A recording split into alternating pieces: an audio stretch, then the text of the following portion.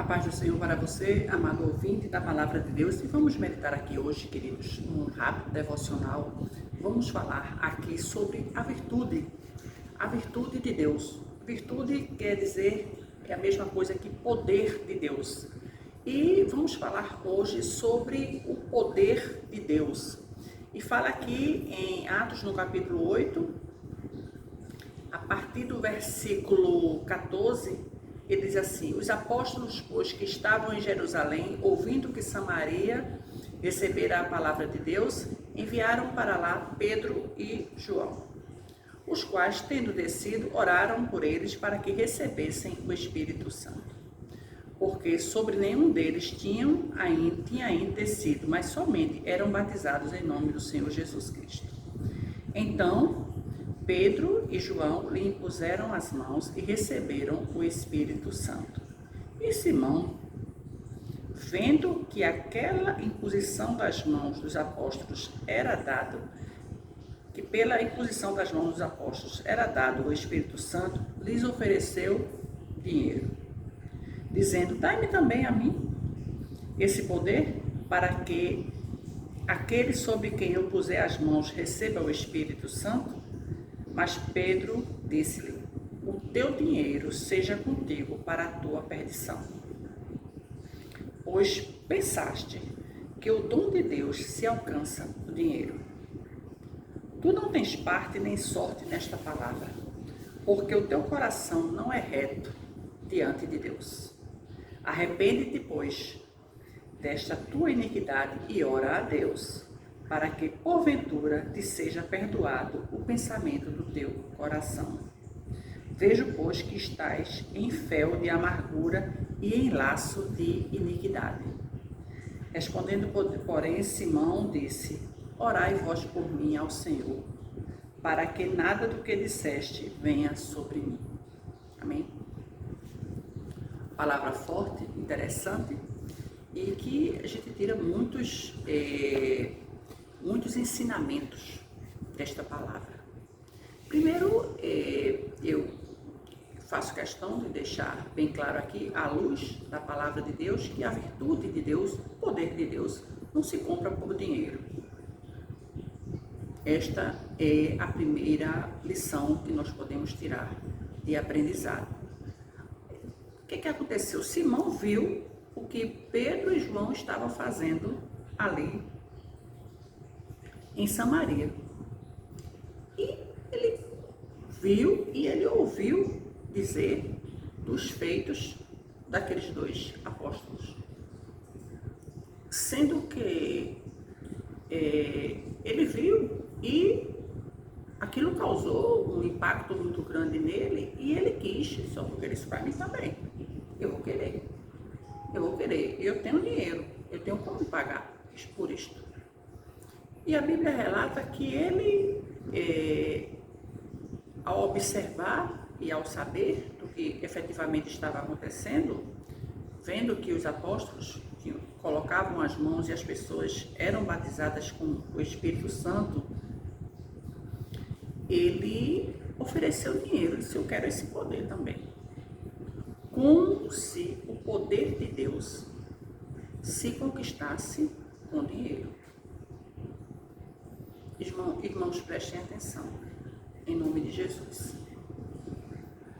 Somos salvos pela graça. O que é graça?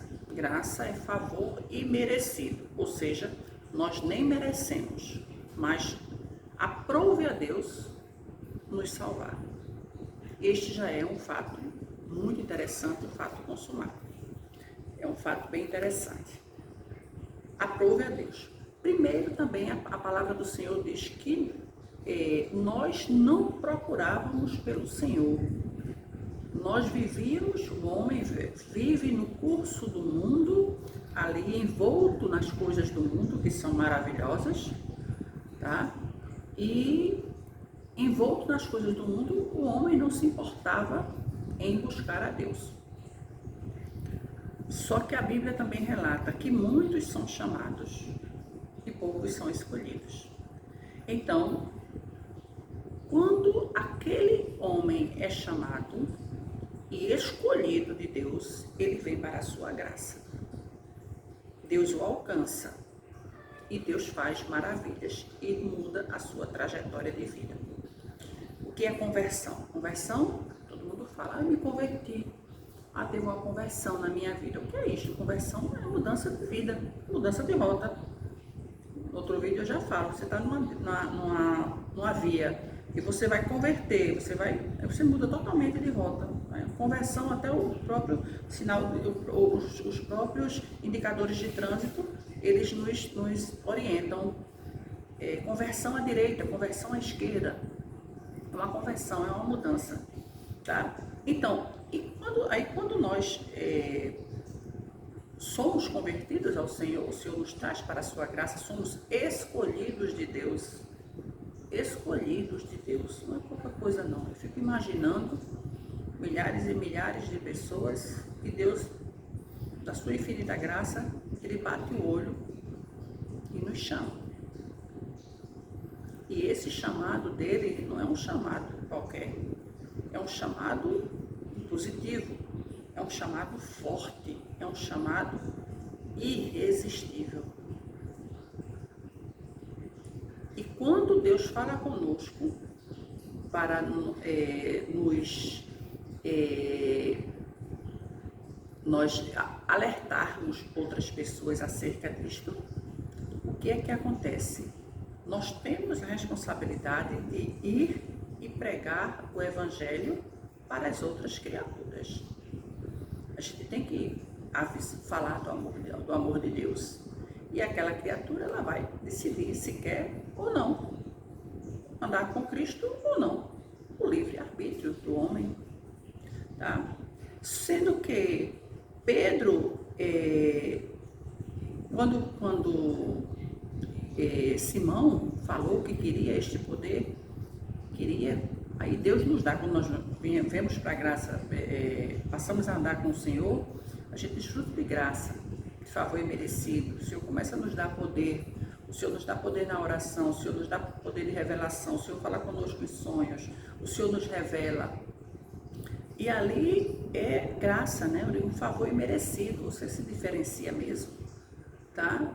E ali algumas pessoas podem, como o Simão, dizer, eu queria ter esse poder, eu queria comprar isto aí. Mas não é favor imerecido. É o favor imerecido de Deus na nossa vida. Então, a resposta de Pedro, ele ousadamente respondeu para Simão: o teu dinheiro seja contigo para a tua perdição.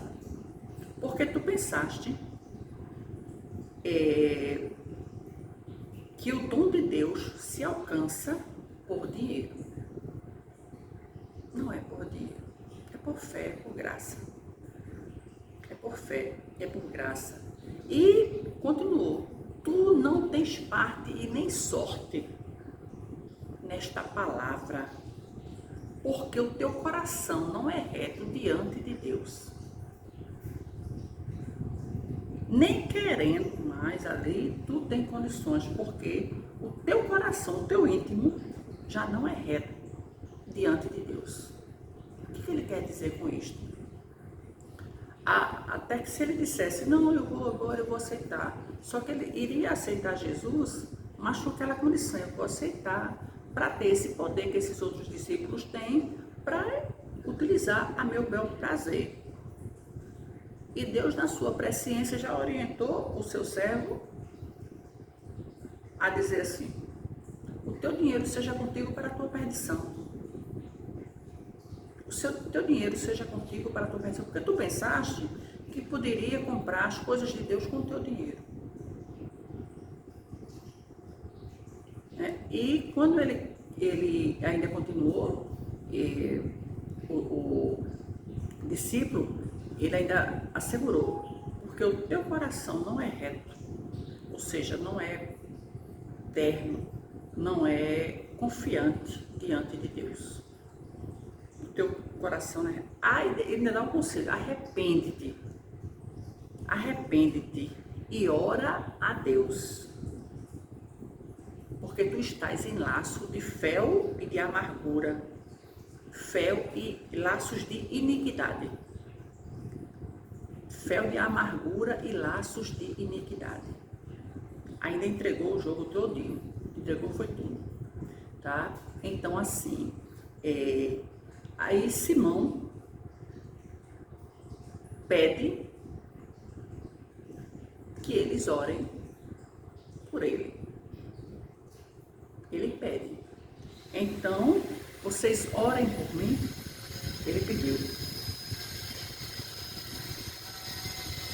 Respondendo, porém, Simão disse: orai vós por mim ao Senhor, para que nada do que dissestes venha sobre mim.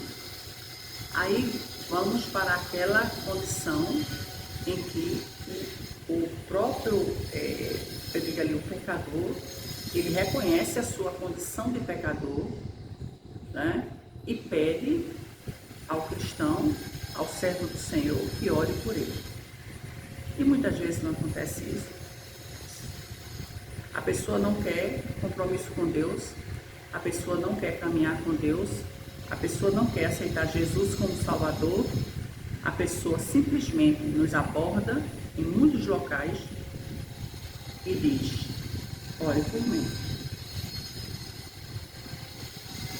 E nós, como servos do Senhor, nós temos obrigação de orar e interceder por aquelas vidas. Eu sempre digo, quem pede é porque precisa. Você não vai pedir de forma desarrazoada. E até nós vemos hoje, a gente vê muitas vezes pessoas pedindo, pessoas que estão ali mendigando, principalmente, e se você for no encalço mesmo, você vai ver que aquela pessoa tem uma aposentadoria, tem um benefício do governo, tem como se autossustentar, mas ela tem aquilo ali e a segunda renda que ela faz é mendigar na rua, tá? Tem isso. Pessoas que exercem a mendicância sem necessidade, porque se fosse educada financeiramente, poderia sobreviver com aquilo que já lhe é ofertado, aquilo que lhe é de direito. Então, nesse caso, como falei, quem pede é porque precisa. E nós, como cristãos, nós temos dever de interceder pelas vidas. Porque não basta nós estarmos só aqui, salvos, levando a mensagem do Senhor, pedindo a graça de Deus, caminhando, e as almas estão ali. Necessitadas estão ali, às vezes assim bem embaixo do nosso nariz. Não precisa ir muito longe não. A gente vê a alma, as pessoas ali pesarosas, as pessoas ali necessitadas mesmo, espiritualmente falando. Tá? E às vezes independe de cofre, às vezes as pessoas são até abastadas. As pessoas têm, mas você olhando pelos olhos da fé, você vê que aquela alegria é falsa, aqueles desenvolvimentos, aquelas festas, aqueles momentos que tiram, são simplesmente para ofuscar, simplesmente para maquiar uma realidade vivida, dura vivida. Porque a Bíblia diz, sem mim, Jesus dizendo, sem mim nada podeis fazer. Deus sem o homem, ele continua sendo Deus. Agora o homem sem Deus, ele vive, sobrevive, compra, vende, adquire, sem dúvida, tem saúde, tem, tá? Só que tem um vazio interior, que aquele vazio só é preenchido com o Espírito Santo de Deus. E eis aí a dificuldade do homem reconhecer este vácuo, este vazio, que o dinheiro não vai preencher. Veja aqui, que no caso, o dinheiro de Simão não preencheu o vazio dele. Olhou o servo de Deus, o poder que Deus dava para os seus servos, e disse, eu quero comprar isso aí, eu quero sair, eu quero comprar. Como é que compra isso aí? Aí, pegou um servo de Deus, como eu digo, arrochado, e disse, o teu dinheiro seja contigo para a tua perdição. Porque às vezes as pessoas pensam que pelo dinheiro, as outras vendem até a sua alma, né? Vendem os seus costumes, vendem o seu caráter. Cuidado com isso. O dinheiro é um ótimo servo, é ótimo para servir. Sem o dinheiro eu não estaria agora aqui na internet, com um celular de ponta, fazendo um vídeo para você. Sem dinheiro eu não estaria com a luz ligada aqui para poder clarear e tornar o ambiente mais aprazível. Sem dinheiro eu já não teria me alimentado hoje e não estaria com comida sendo feita neste momento. Com dinheiro, sem dinheiro eu não poderia me locomover. Como é que iria pagar o transporte? Como é que iria pagar o carro? Como é que iria pagar o combustível? Então, dinheiro eu não conseguiria comprar. Sem dinheiro eu não conseguiria comprar remédios, energéticos, vitaminas. É necessário, tá? Sendo que sem graça, sem paz, sem salvação, sem alegria interior, você não chega a lugar nenhum. É necessário reconhecer a grandeza de Deus e saber que a terra, a Bíblia diz, a terra é do Senhor e a sua plenitude. A terra é do Senhor. Nós somos meros mordomos das coisas que Deus nos concede aqui na terra, para nós vivermos por um breve tempo. Aproveite, eu brinco muito, aproveite a estadia, aproveite mesmo, do seu jeito. Né? Você gosta de quê? Aí eu gosto de ir para uma praia. Vá para uma praia, é o seu gosto. Eu gosto. Vá, aproveite a sua existência. Agora não esqueça que na sua existência você reconhecer que depende exclusivamente de Deus. O sopro de Deus, o sopro da vida, está nas mãos do Senhor.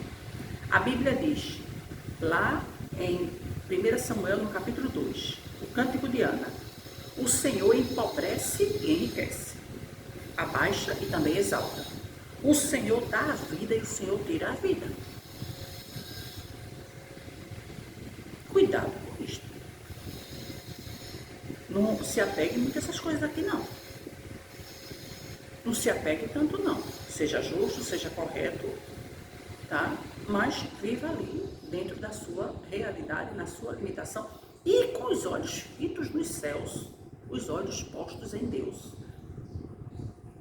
A Bíblia diz que a nossa vida é um conto ligeiro, uma história pequena.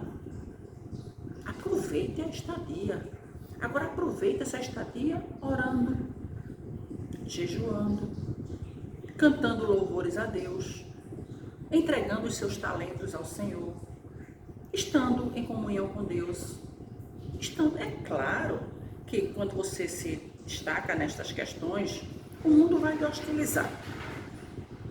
O mundo nos hostiliza, o mundo nos aborrece, o mundo começa a olhar diferente ela, né? Ela tá, exatamente. Mas deixa, porque é o mundo. A Bíblia diz, e odiado de todos, sereis por causa do meu nome, o Senhor dizendo. Mas aquele que perseverar até o fim, é esse que será salvo. Então, se o mundo lhe hostiliza, o mundo lhe escanteia, o mundo nem ligue. É para se cumprir, está se cumprindo a palavra do Senhor na sua vida. O ruim é você andar, querer agradar a todos e andar no curso deste mundo. Aí você está fazendo a vontade do mundo. Você tá, não, eu estou com Deus aqui, mas assim, eu gosto muito de fazer o network. Eu faço um network com o mundo, um network com Deus. Não tem isso, não. Ou você está de um lado ou está de outro. Ele é bem rígido nesta questão. Não dá para estar dos dois lados, fazer ali um jogo de cintura. Não, eu estou aqui, estou lá, estou meio camaleão. Não tem isso, não. É ou uma coisa ou outra. Tá certo? Que o Senhor te abençoe. Que o Senhor te dê visão do céu. Que o Senhor te dê estratégia celestial. Que o Senhor seja o teu ajudador. Que o Senhor te dê virtude do céu. Que o Senhor abençoe a tua vida. E eu te abençoo em nome de Jesus.